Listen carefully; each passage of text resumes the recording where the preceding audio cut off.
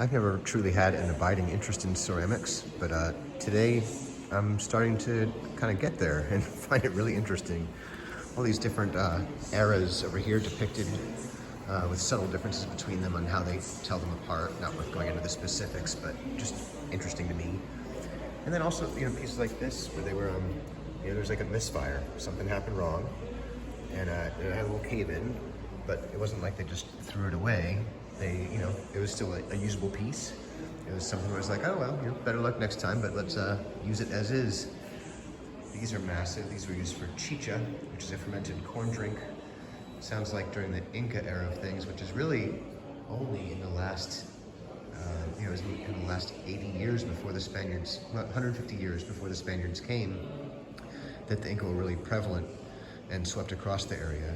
And they would kind of, sounds like, somewhat magnanimously, kind of redistribute chicha at different ceremonies and that kind of thing. And then these over here I just find fascinating. And these are called quipu. And they were almost like ancient spreadsheets.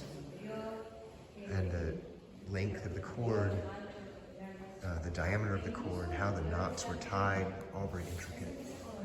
Almost sounds like they suspect or read it almost like a spreadsheet kind of way.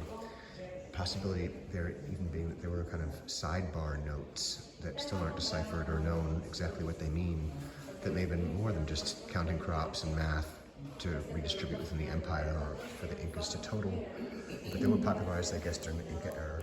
These are more quipu in that the color of the cords also has significance, not that I pretend to understand it. And I think for the most part that's also somewhat of an unbroken code. So pretty fascinating stuff. Quipu.